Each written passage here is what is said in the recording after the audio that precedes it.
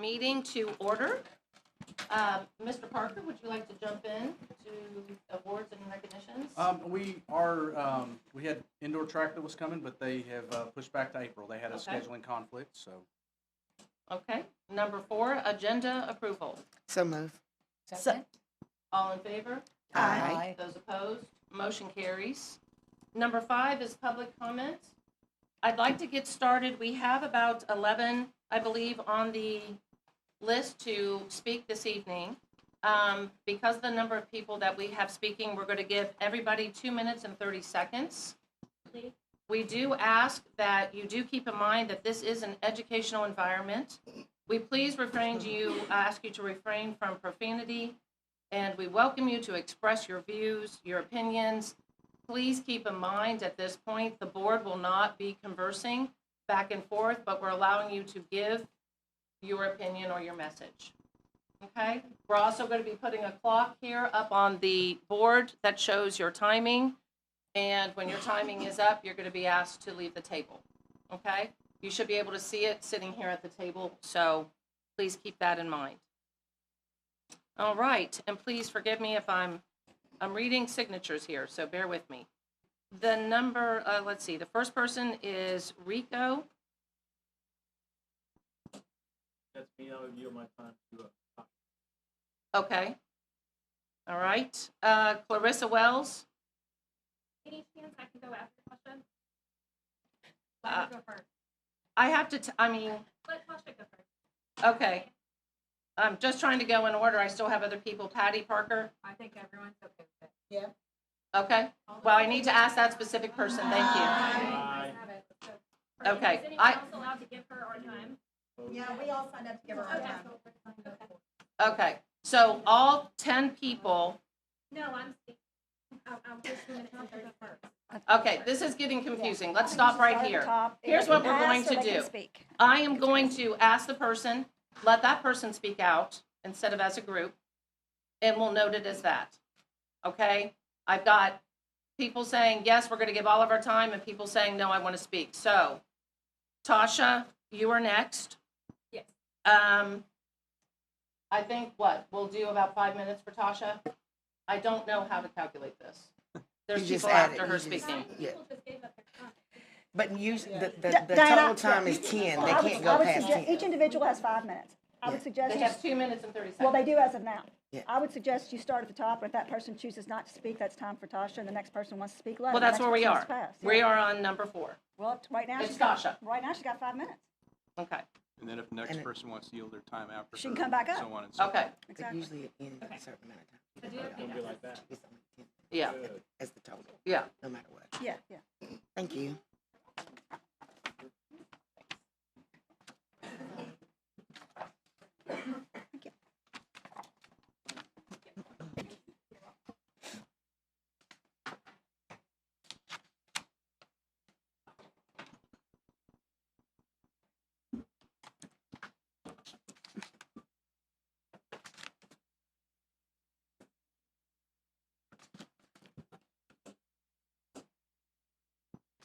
You just tell me when to start. Are we going to put the, oh, there it is. Once you start talking, Oh, okay. you may go ahead. Okay. I'm here tonight as a parent, but more importantly, as someone who has reviewed the actual records. And what those records show is not what this community was told. This is not about one allegation. This is about what was known and what was done with that information. Because on November 18th, 2 students came forward. The very next day, a staff member reported the same concerns. And also on November 19th, there was an additional report documented in your own records related to sexual harassment from this adult. That's not one claim, that is a pattern, and within 72 hours, leadership knew all of it. But here's where this becomes unacceptable. The district's own investigation found partially substantiated misconduct. Not nothing, not unproven, partially substantiated, which according to your own report included students confirming that sexual topics, drinking, and inappropriate conversations were happening in the classroom and that the teacher participated in them. And yet, on December 4th, after this investigation was closed, the superintendent, Billy Parker, communicated to the board that there were no witnesses that corroborated the statement. And on December 12th, he released a false public statement to the Georgetown News Graphic saying no witnesses corroborated the claim. And it was a student. So I need to ask you this clearly.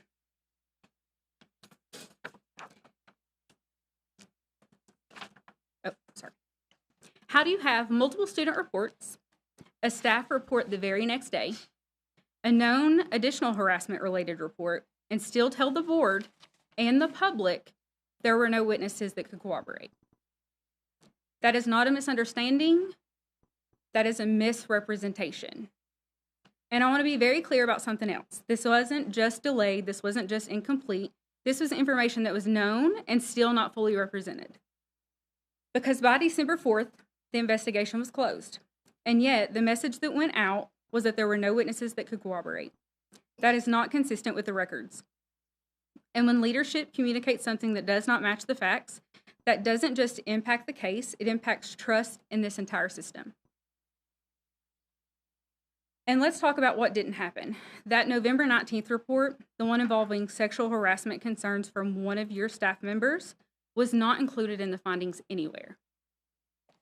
It was not addressed in the conclusions, and it was not communicated to parents. So I'm asking this board, how can an investigation be considered complete when known information was left out? Because when you remove a piece of the truth, you don't get clarity.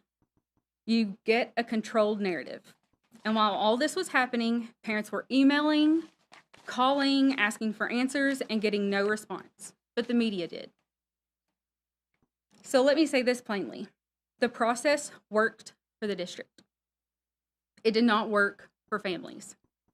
And finally, I want to talk about accountability. Because in another case, the superintendent said, unfathomably, it took 3 conversations for the truth to be shared. But here it took months. And even then, the full truth didn't come from leadership. So I'll leave you with this. If multiple reports can be made, if additional concerns can be known, if misconduct can be confirmed and still information is withheld, minimized, or misrepresented, this is not just a failure in judgment, it is a failure in the integrity of the investigation and the integrity of your leadership. And that's all I have to say. Thank you.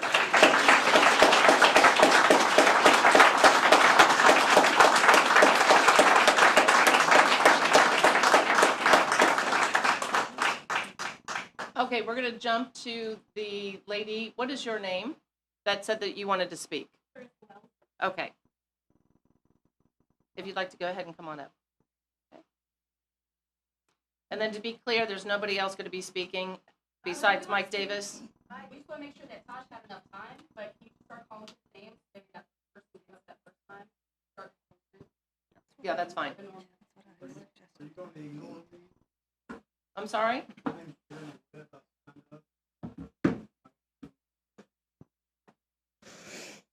I hadn't got that far yet, Jeremy. You're still down the line. You're okay. Thank you. Hello. Hi. Having had my own personal experience with Mr. Parker and having litigation counsel involved even, what I want to talk about today about the whole Woods matter is how Billy Parker has put our school district at risk for grave legal consequences. The parents of the victims have already expressed their intentions of pursuing civil litigation against this district for failing to protect their children from Woods and for the permanent trauma inflicted upon their kids for not taking them seriously and subjecting them to continued fear and embarrassment by allowing Woods to remain in employ at the school following the allegations. Parker has placed this district at risk for sexual harassment retaliation claims by the victims due to the rigid itineraries for going to and from classes and forcing these 2 girls to use segregated hallways and routes around the school that no other students were required to use. Speaking of which, one of the victims is on a 504 plan because she has a prosthetic leg. You can imagine how not having full physical access to the hallways and the school facilities might impact her 504 plan and make the school day a little bit harder every day. Further, the mother of this child, her parents, they were not afforded the procedural safeguards that are afforded on children who are on 504 plans, which requires prior written notice to the parents, an opportunity for parents to review records, an opportunity to be heard, an opportunity to be represented by counsel, as well as a review procedure. At no point were they notified.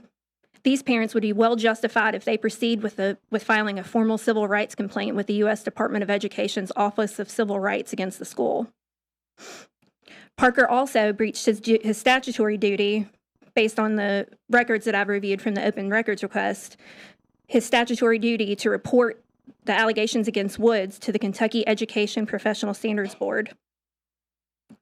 Under the statute, he's required to report any allegations that Woods may have engaged in actions or conduct while employed in the school district that might reasonably be expected to warrant consideration for action against any certificates or licenses in which Woods may hold.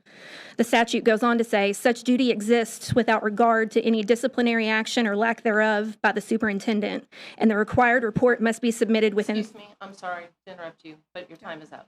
Anybody want to give me their... my time. Laura Wills Haldeman. Thank you. And the required report must be submitted within 30 calendar days of the event, giving rise to the duty to the report. The allegations were reported, and Mr. Parker became aware of them on 11/18. Today's March 26th. Mr. Parker, we're coming up on 150 days, and you have yet to fulfill your statutory duty to report Woods to the EPSB. Your annual compensation is a matter of public record and accessible on the KDE website.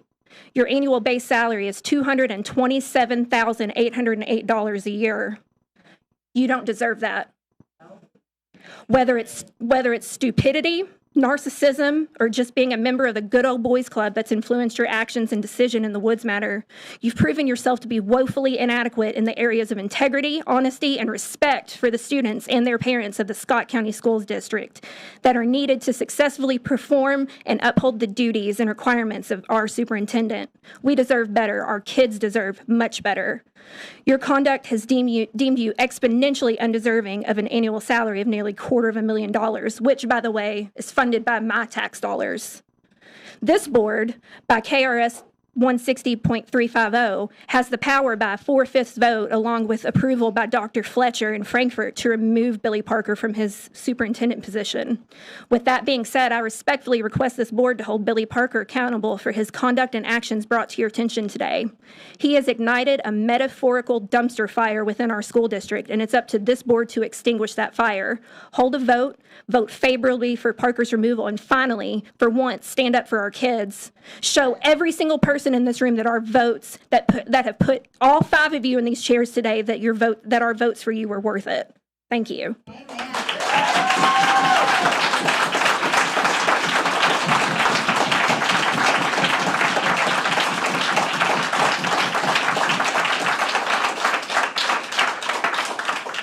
Samantha?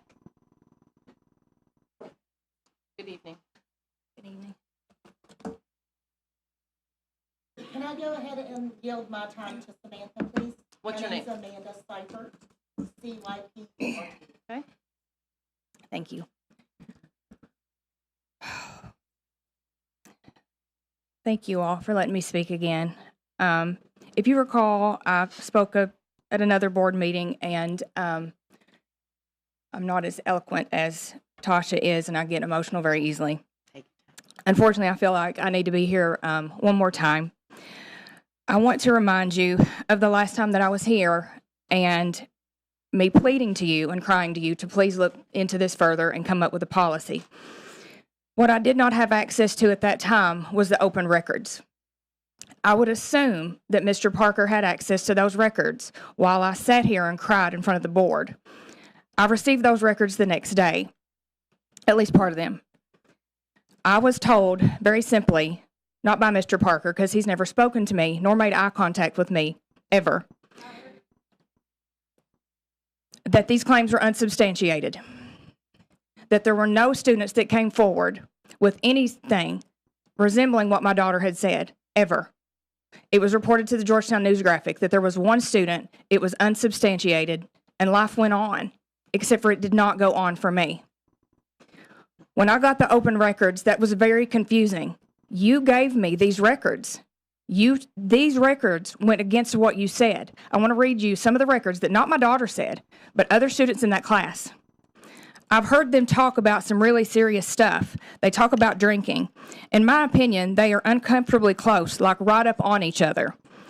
SW will tell them that the partying and stuff and drinking is okay. He likes to see blank and blank. Let's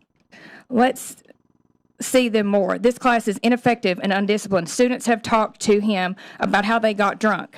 Sometimes it was a little weird because Woods would whisper in their ears and rest his hands on their shoulders. It seemed weird to me. That wasn't necessary. He would talk to us about parties. Woods was talking with us and said, "Mother effers, stop this nonsense. Go F some bitches." That was a quote from another student, not my daughter. While he did not say this to the girls, I do believe they overheard him say that. He sometimes whispered in their ear. He called them to his table every day.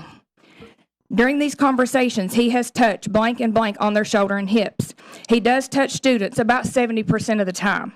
Sometimes it would be weird. One day he pulled her hair up and whispered in her ear. He did not need to do that. Describes the class as having mixed vibes.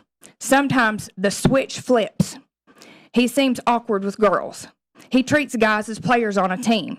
There are episodes of crazy talk. He refers to girls as pretty, cute, and beautiful. There's lots of party talk.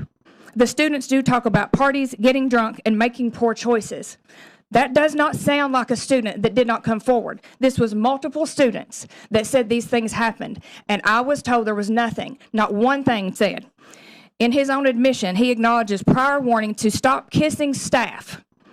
Admits unfamiliarity with explicit boundaries for high school discourse, does not recognize boundaries. This is in your report.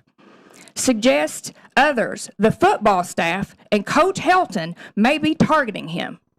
That was in your report. None of that was mentioned when I sat here and cried to you during that other meeting. You sat here and let me cry like a little bitch and didn't say a word. And that's not okay. That's not okay. I want to read this to you. I want to bring up the fact that my daughter has a 504 plan. I don't really know that anybody knew that, actually. Whenever I talked to Mr. Allen about it, he got white as a ghost.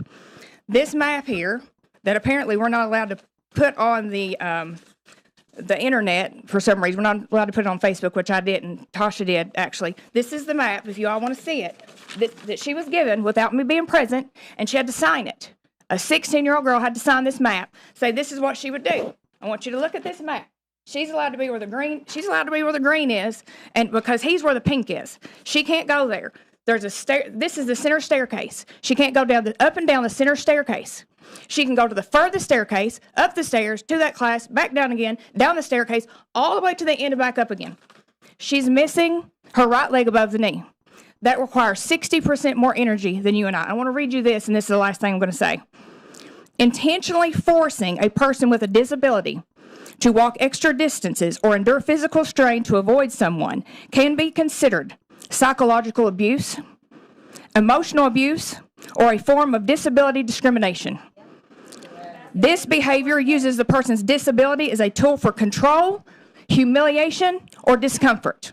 That's what you did to my child, and you would not answer not one email from me, not one phone call from me. I could have met with you at any time, and we could have resolved this. I asked for him to be suspended with pay, and Mr. Allen said the only person that could do that was you, and I said, okay, I want to talk to him, and to this day, you have not spoken to me.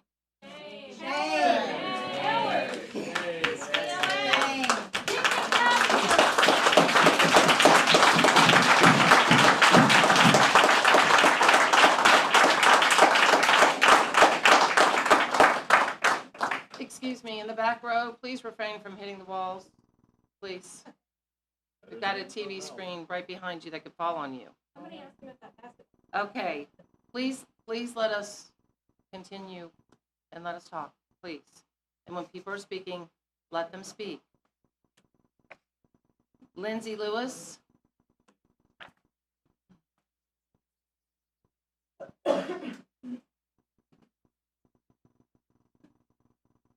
Good evening.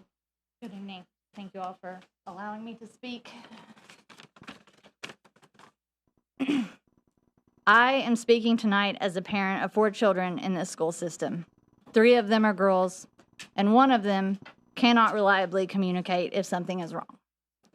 What happened in this situation is not just concerning, it is unacceptable.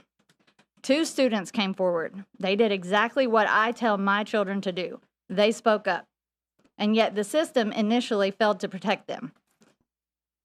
Possibly has just completely failed to protect them. That alone should alarm every single person in this room. But what makes this even more troubling is the broader pattern of decision-making that allowed this situation to exist in the first place. We're not talking about a completely unknown risk. We're talking about an adult who had already been removed from a prior coaching position following allegations of physically assaulting players. That is not a minor detail. That is a serious red flag. So the question is not just what went wrong here. The question is, why were safeguards not in place from the beginning? Because when prior conduct raises concerns about judgment, boundaries, or safety, it is the responsibility of a school system to act with heightened caution, not reduced scrutiny. And this is where my own fear becomes very real. 3 of my children are girls. 1 of my daughters cannot tell me if something inappropriate happens to her. She may not have the words. She may not even understand what is happening. She may not even know that she should report it. So if a child who can clearly speak up is not immediately protected, what happens to children like mine? Who's watching out for them? Because safety cannot depend on a child's ability to report harm after it happens and a parent's persistence in getting justice. Safety must come from the adults in this school system making better decisions before harm occurs, and then even better decisions after it occurs. Right now, I do not have confidence that that is happening. And until there is clear accountability, not just for what happened after the report was made, but for the decisions that led up to it, you are asking parents, like myself, to trust a system that has not demonstrated that it will protect our most vulnerable children. That's not a reasonable expectation. Do better.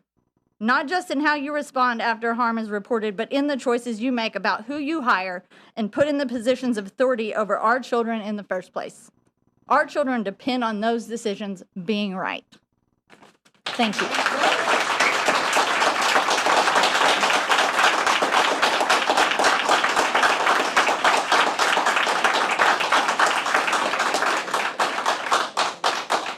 Jeremy?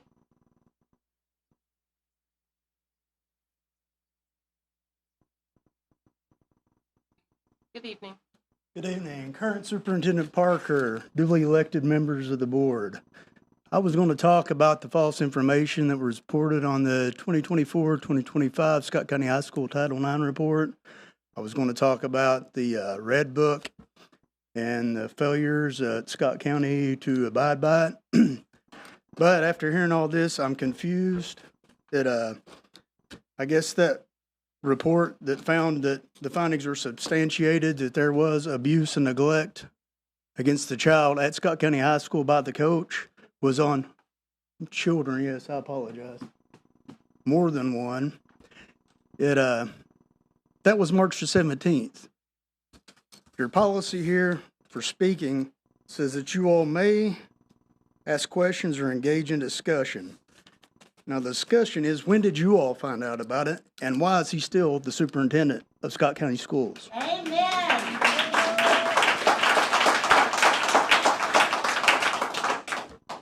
Anybody? I'm Sir, willing to as I discuss it. stated, we won't be discussing. May, not shall. There's a difference. Okay, so, Mr. Parker, are you willing to resign, sir? May, not shall. We won't respond. Yeah. Sorry. It's not- It's your time to speak, but we won't Okay. respond. Well, the last thing I want to say is the only 2 options are you should resign or he should be fired. And I think elections coming up, if you all resign, then that would be plenty of time for every district to have a write-in candidate, I do believe. So please do your jobs for the sake of our children. Your jobs are to protect our children. Ever since the government has made us put our kids in school, legally made us put our kids in school, It's been your all's primary duty to protect our children while they're in your care, and you haven't done that. I mean, it's a finding by another state agency that you haven't done that. So please resign or fire him so that we have faith in this school system. Thank you.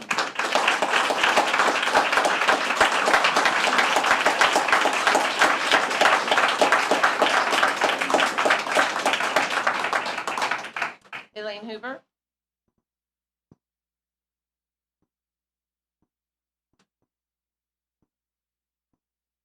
Good evening. Hello, my name is Eileen Hoover. I didn't prepare anything, so I'm just gonna wing it. I only learned about this situation and these allegations recently. I don't think you have to be a parent for this to be absolutely upsetting, but I am a parent. I'm a parent of 4 children, 3 of whom who have special needs, all a part of the Scott County schools. We feed into Scott County High School. So color me surprised when that map showed up on my social media page and how quickly the board or somebody from this sort of area came up and said to take it down for the safety of the students, to show that the map was out there for the public to see, even though Scott County Schools has put it out there as well, but we don't mind that. We're gonna look at what this parent did. And what kills me is how the message that was not just sent to those 2 young girls or to that one teacher or whoever that gentleman is, I'm just gonna call him a predator, in my opinion. You sent a message to every girl at that school that their voices do not matter. You are not there to protect them, that when they do speak up, that their voices fall on silent ears, that you did not take him and put him off administration, that you did not make him leave, that you said to every male in that school that whatever sports ball team is up is more important than their education, than the women's safety inside of that school, than their well-being. Oh my lordy, you've got to be kidding me. That is insane to me. And even if all of this isn't true, which we kind of know it is, even if we gave you the benefit of the doubt, let's look at it as you now have not just rumors running wild, but there's been no statement. There's been no, we understand, we take your safety concerns seriously. None of that. It's been, well, technically it's been, no. If you guys were going to be clear and transparent, then you would stand up and say, there was a concern. We are going to take this seriously. These are the steps we're going to take. We're going to ensure that when I think about sending my kids into the high school, I'm not going to be scared whether or not my daughter is going to have to figure out which hallway she has to go through. If it's not something that we would ever accept for ourselves as adults, why would we accept it for our children? That is insane. I find that absolutely... It just makes me feel crazy. Like I said, I didn't have anything prepared, but I do think it's funny that you guys asked for us to have civil decorum and not use swear words, when in fact that was the same thing that was happening to our children inside of this school. Check this out.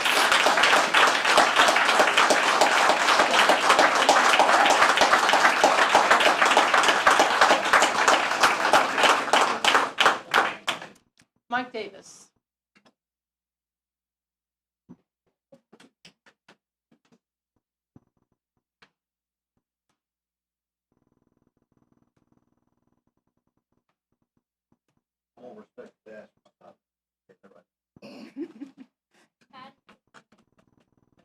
Good evening, Mike. Good evening. I didn't prepare a 2 minute and 30 minutes sooner. You just have to talk fast. Just teasing, I prepared a 2 and a 3 and a 5. So we'll just go with the fastest one I got, I guess. You know.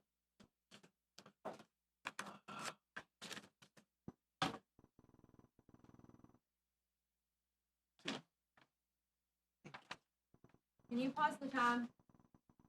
I don't need some time, I'm good. They know what my time's gonna be. Oh, you already got it. Yeah, I've already got it. You got it. Then you don't get it.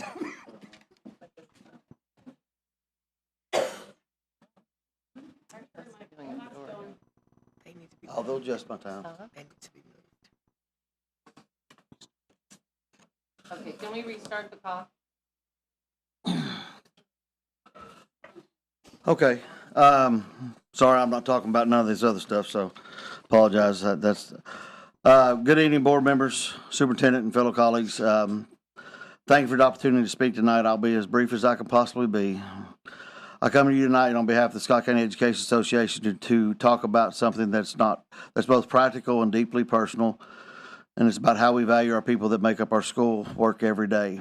As we plan the 2026-2027 school year, we respectfully ask to consider what we talked to you about in January, which was a $3 across-the-board raise for all classified employees and a 4% raise for all of our certified employees. This is about more than compensation. It's about as who we are as a district. Our hidden workforce, which is our classified people, are essential. The people who drive the buses, feed our students, and support our classrooms and run our buildings.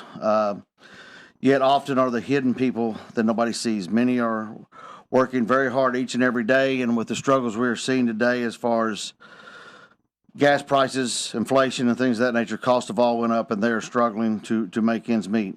A $3 raise would be a step toward dignity.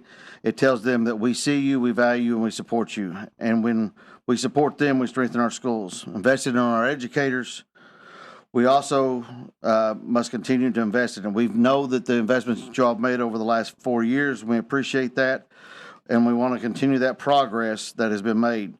But we also understand that more work needs to be continued to be made on that. A 4% raise helps us remain competitive, retain teachers, and attract new ones.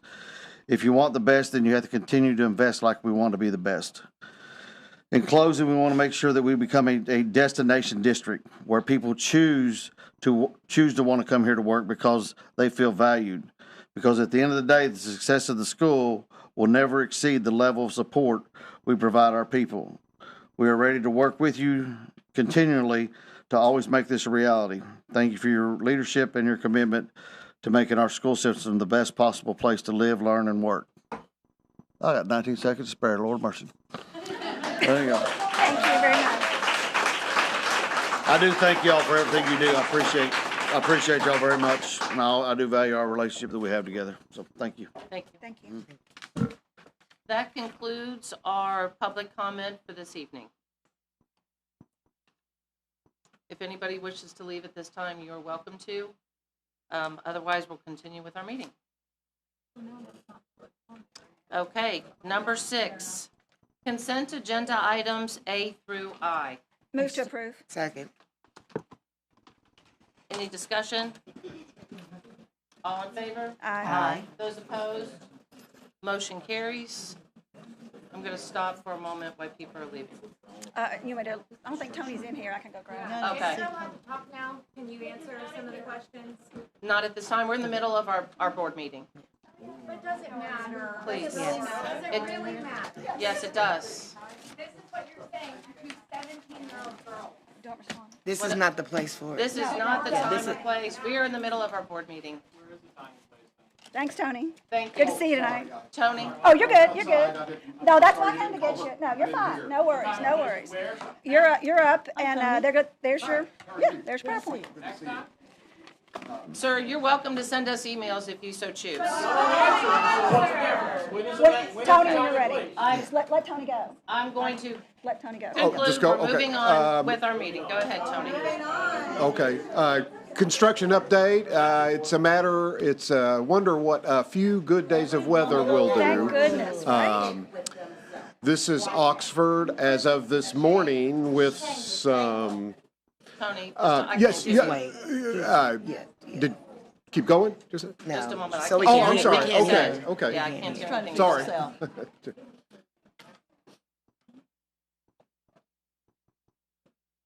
Okay, go ahead. All right. I was saying it's a wonder what a few good weather days will do for you because even with the snow and ugly weather we had a couple of weeks ago, they've been able to get some great progress going. You can see in this picture we were able to get some drone shots this morning. They've got some roofing on, some of the metal decking on. The only area that doesn't is back there in the cafeteria. We've talked about that being the slowest place so far. You can see on the left-hand side there, they've got brick wrapped around that end of the building, which is, of course, is the furthest along. And we got some shots inside there. And there's another shot just straight up. You can see insulation on the right side, brick on the left side. So they're continuing to move the brick on around. And it's a good picture of the whole site. Oh, What's with the little, both places show it. What's the little flags and the shapes in the roof? What are they marking off? Those are protection barriers to keep people from, when they're working in that area, they have to stay behind those barriers. Yes, that's exactly what it is. Kind of an OSHA thing. Yep.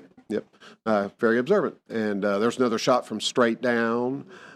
Jim to the upper left, and of course the administration right in the front bottom. And just flying around. This is from the back looking kind of towards the southeast. The northeast. You can see the gym to the right and the kitchen cafeteria and the classroom wings. The storm shelter's there all the way on the left. And we're swinging on around now looking more northeast. You can see they've got the insulation on the gym. And they've got the scaffolding up on that end where they're putting up bricks. So it's great to see all that work going on. So a lot of progress since we last met. If we get down on the ground, this is now you're looking at insulation there, and of course there'll be a canopy that's built out over top of your head there. But that's the front entry. And like I showed you before, the left end of the building or the east end of the building has been closed in. They've got ceiling grid in. They've got light fixtures in. They've got paint on the wall. So it's cleaning up very well, and it's still temporary heat at this point. But again, you can see some drywall ceilings in. This is in the quarters, kind of the commons areas outside the restrooms. This is inside the restrooms. You can see the ceiling tile there and accent paint on the walls. This is if we step back to the entry area, that's the administration area on the right. And as you walk in, of course, you remember kind of like Creekside, you walk in and the media center's right there in the middle. And that's the gymnasium. I think that's just water running through that other door over there, but it's all just about dried in, and they'll be able to start getting some paint on the walls there. And of course, this is the area we talked about. That's probably the furthest behind the cafeteria kitchen. That's the platform on the left, which would be the double-sided stage platform. And of course, the cafeteria opening on the right. So good progress to this point. There's just another shot back out and looking at the site of a whole. So since last month we talked, good progress. There's a progress meeting next week. And then, of course, there'll be one the next month, but they're doing everything they can to get the complete building dried in, and that's everybody's goal right now. And that's it for the construction report, unless there are any questions. Any questions? All right. All right. Thank you. Thank you, Tony. Number 8, student achievement reports. Paul. Hello, Paul. Hello, 2 months in a row. No sidekick this time, though. Real quickly, I'm going to share with you some of the things that have been going on in our Leader in Me journey, which I'm very excited about. I'm very happy to share with you. Let's see how this one works. So events this spring. So we had a couple of really cool events. We've had a couple of community learning days, which is where teachers and staff and administrators from other districts who are Leader in Me schools already come and visit our schools, and we do some learning and sharing. Georgetown Middle School had theirs on March 17th. You might remember that was a little tricky that morning. They still had 7 people getting there and to see it, and it was a good morning of learning for everybody. At Lemons Mill on March 23rd, which was just this Monday. Seems like forever ago now. They had their community learning day. That was a really exciting one as well. We had a lot of people come and visit. And then I'm really excited about this one. Tomorrow we are having our secondary summit. And I'm going to tell you a little bit more about each one of these as we kind of go through it. But it's been a very busy March for us. So this was Georgetown Middle School's Community Learning Day. And you see students, which is what it's all about.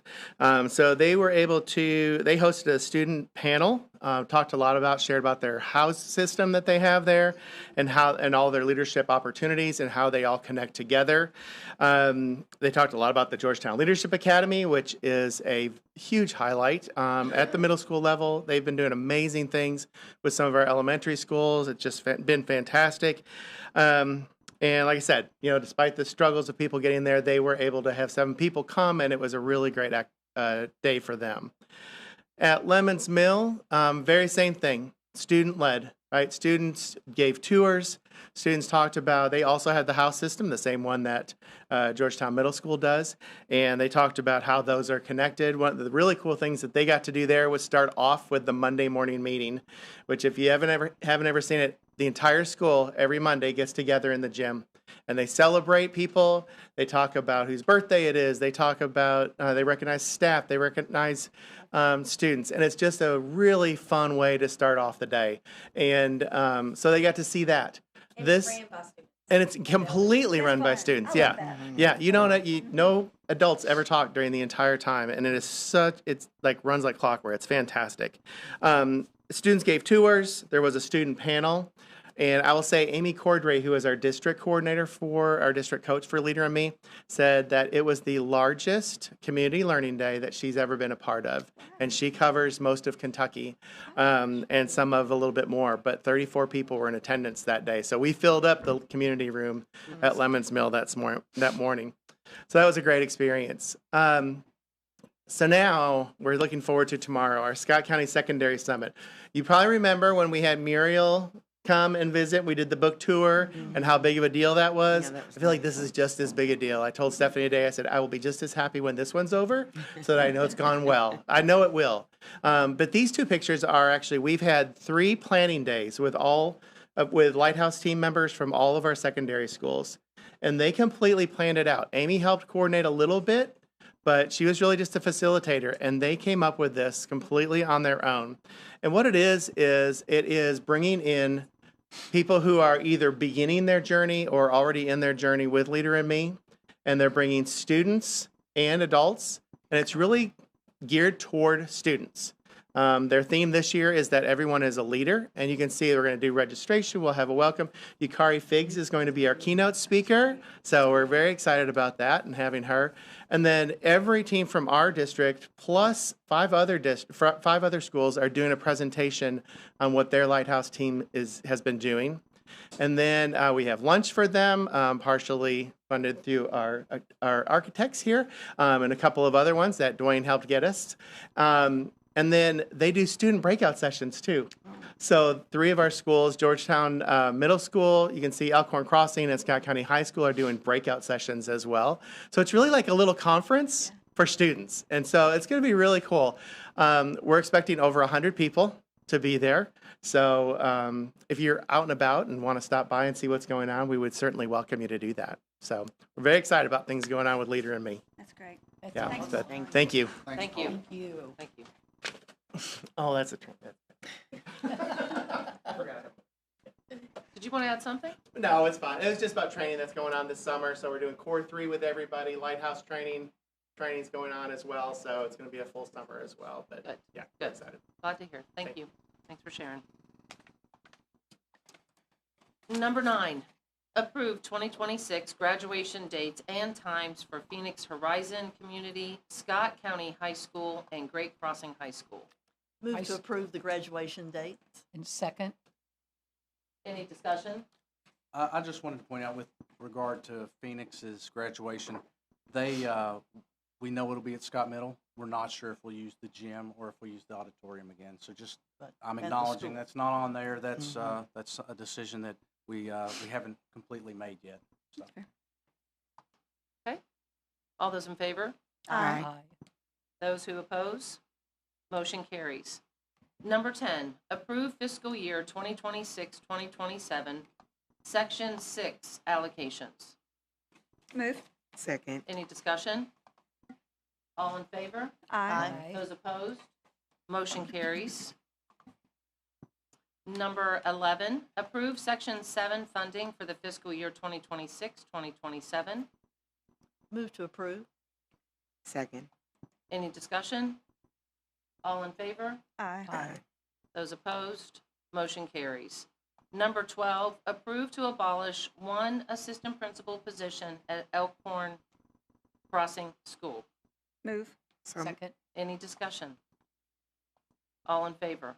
Aye. Those opposed? Motion carries. Number 13. I'll stop you with these two. It seems like I feel like we've done this several times now. It's a shame it couldn't just be like a arching, like we've switched this around. I understand why it's smart. Absolutely. It's just funny. Maybe it means I've been here too long. Yeah. Thank It's you. been a few years, Susan. Number 13, approve to create one guidance counselor position at Elkhorn Crossing School. So move. Second. Any discussion? All in favor? Aye. Those opposed? Motion carries. Number 14, approve to abolish one grant-funded position of Community Schools District Director. Move. Second. Any discussion? All in favor? Aye. Those opposed? Motion carries. Number 15, approve to create one Assistant Director of Student Services position. Move. Second. Any discussion? All in favor? Aye. Those opposed? Motion carries. Number 16, approve to create one Readiness Coach position at Great Crossing High School. Move. Second. Any discussion? All in favor? Aye. Those opposed? Motion carries. Number 17, approve to create 11 temporary summer work positions for maintenance and technology for 2026. So move. Second. Any discussion? I just think this is excellent. I remember when I taught in the Scott County school system, the summer help, and sometimes college students, high school students, and I just think it is wonderful. It gives them an opportunity when they need to work in the summer, and I like that idea. I worked for I was summer help 2 summers. Did you? The summer after we graduated and the summer after our freshman year at Georgetown. I worked for Paul Ransdell in the Public Relations Department, Renee. I actually wrote the news Remember Paul Raines? doodahs. What is it when you write and you submit? Press release. Thank you. I wrote press releases. I couldn't get it out. Peter's laughing at you. I sent them to the paper. All right, back to business. All in favor? Aye. Those opposed? Motion carries. Thank you for sharing, ladies. Thank you. Number 18, approve district-wide EBD position at Garth Elementary School. So move. Second. Any discussion? All in favor? Aye. Those opposed? Motion carries. Number 19, approve MOU between JAG Kentucky and Scott County Schools for the 2026-2027 school year. So move. Second. Any discussion? All in favor? Aye. Those opposed? Motion carries. Number 20, approve agreement between University Club of Kentucky and Scott County Board of Education. Move to approve. Second. Any discussion? All in favor? Aye. Those opposed? Motion carries. Number 21, approve 2027 capital funds second request. Move. Second. Any discussion? All in favor? Aye. Those opposed? Motion carries. Number 22, approve pledge of collateral agreement for fiscal year 2026, 2027. Move. Second. Any discussion? All in favor? Aye. Aye. Those opposed? Motion carries. Number 23, approve surplus items as submitted. Move to approve. Second. Any discussion? Poor buses. I know, that's what I was. Bus graveyard. I thought the same thing with all the buses. All the buses, yes. They've served us well. They did. Yes. All in favor? Aye. Those opposed? Motion carries. Number 24, financial statements. Hello, Gina. I shared with you in your ASBA notes summary of cash activity. Our beginning balance was $87 million. Had $8.7 billion in receipts, $9.7 million in expenses, leaving our ending cash balance $85.9 million. We had $7.3 invested in our construction project, leaving our ending cash balance at $78,588,470. Thank you, Gina. Number 25, approve current bills. Move to approve. Second. Any discussion? All in favor? Aye. Those opposed? Motion carries. Number 26, Superintendent's Report. So under Standard 1, we had the chamber presentation early March. We've done a lot of work with addressing the Oxford Elementary delay and making sure that while we were communicating the delay was going to happen, we were also trying to simultaneously communicate to our community what impact that would have on anyone in terms of switching back to Eastern's area as well as Creekside and Northern. We had PD Day under instructional leadership on March 16th, and Ms. Emmons was able to report to me that we got a lot of our cohorts together, and a lot of work was done on that day. Standard 3 cultural leadership, we provided coverage for our staff at Great Crossing High School on that Friday that we had that Sweet 16 game, and then we had the 4th annual Georgetown Community Hospital, now Centerpoint, Heart Show. That is, several of the students that we saw participate in our KSBA artistry for the banner also participated there as well. Human resource leadership, we hired district-wide services coordinator.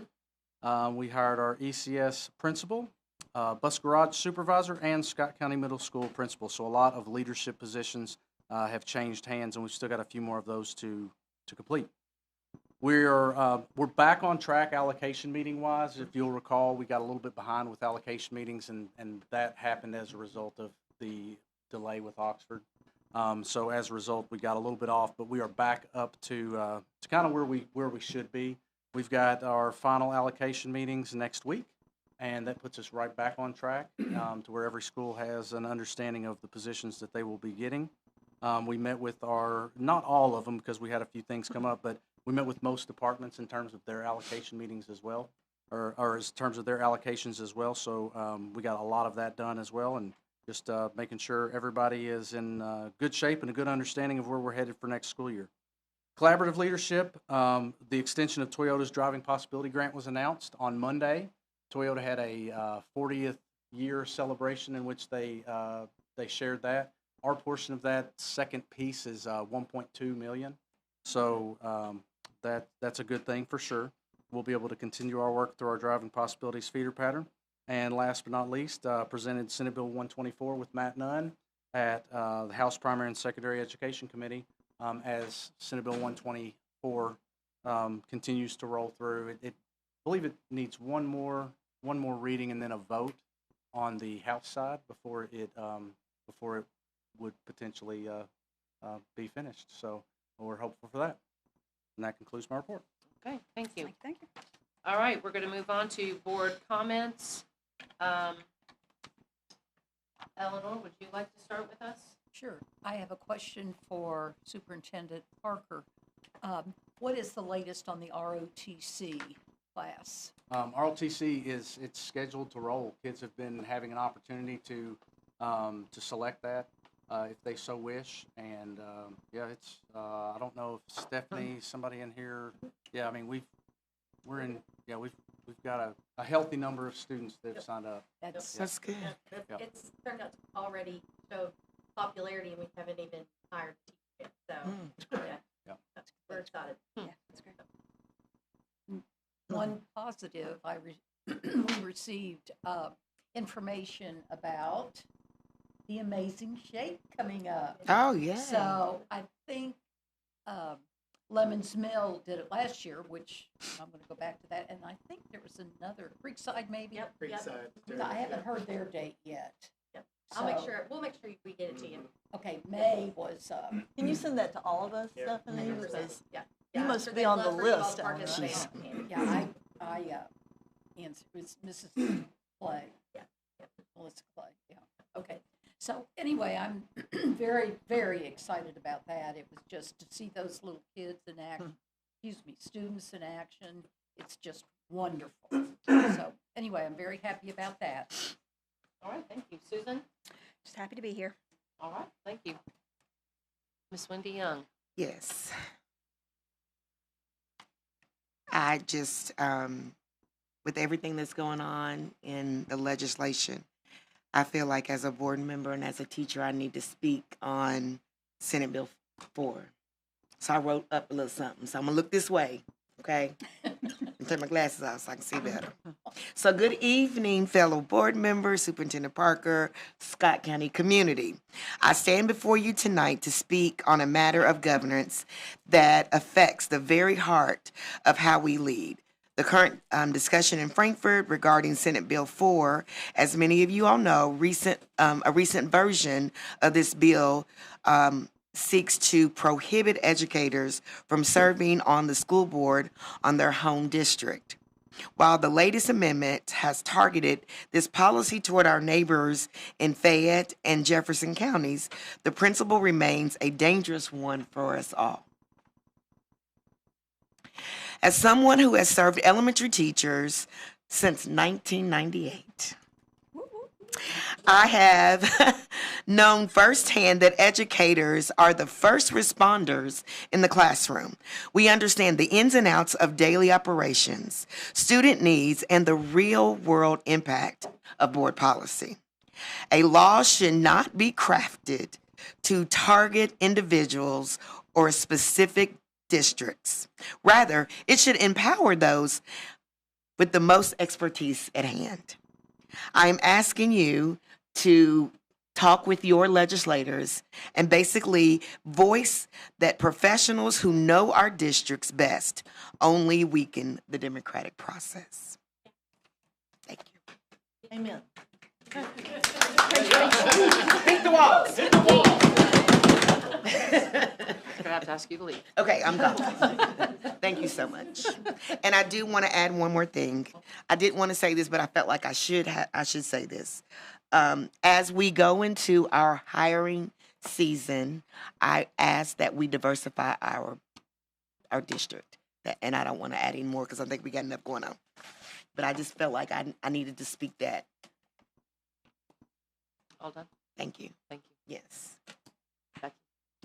Okay, yes, just a couple of quick things. I would just like to start out for thanking Mr. Parker for the way he represents us at the Chamber of Commerce. He was the keynote speaker there at the last Chamber of Commerce luncheon, and it was such an interesting, well-informed, and well-presented talk, and I know everybody in the audience got a lot out of it and really appreciated it, and I really felt proud that he was representing us in that way, so thank you. Secondly, some of you know that I am a retired school library media specialist, and my heart is in school libraries that serve all of the children in our district and all of the faculty in our district. And I was privileged to go to their half-day PD day for a little bit. Maria was there too, and I appreciate her help with this group of librarians. And I just want to say that I'm really proud of our school library media programs. We have an outstanding group of school library media specialists, and just wanted to give a shout out to them and say how much I do appreciate them. I do a little volunteer work in a couple of our school libraries, and so I can see these people in action and appreciate them. So. I'd like to just extend, I can speak for the board, our thoughts and prayers for the family who lost their son this week in an unfortunate accident, for Case Wilson, and our thoughts and prayers are with the family. At this point, on another note, we are going to move to closed session pursuant to KRS 61.8101F to discuss student disciplinary matters. Excuse me. Do you need a motion? Mm-hmm. Yeah, move. Second. All in favor? Aye. Those opposed, motion carries. At this time, I'm going to ask that everybody leave this room and actually leave the hallways as well, due to the sensitive nature of our conversations. Thank you so much.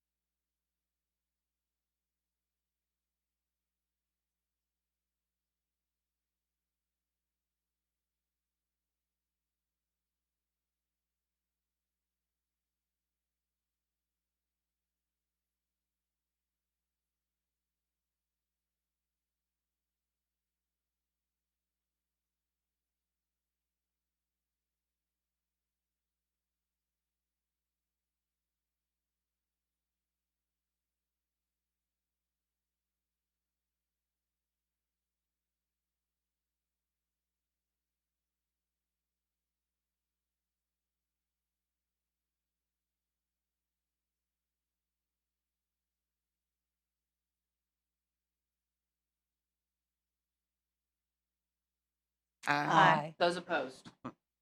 I move to Motion I move to expel the students discussed in closed session for 1 calendar year from the date of the infraction, with educational services to be determined by the superintendent. In accordance with policy, the board will review the student's status within 30 days prior to the expiration of their expulsion. Second. All in favor? Aye. Those opposed? Motion carries. Move to adjourn. Second. All those in Meeting's closed. favor? All in favor? Aye. Those opposed? Motion carries. Meeting is adjourned.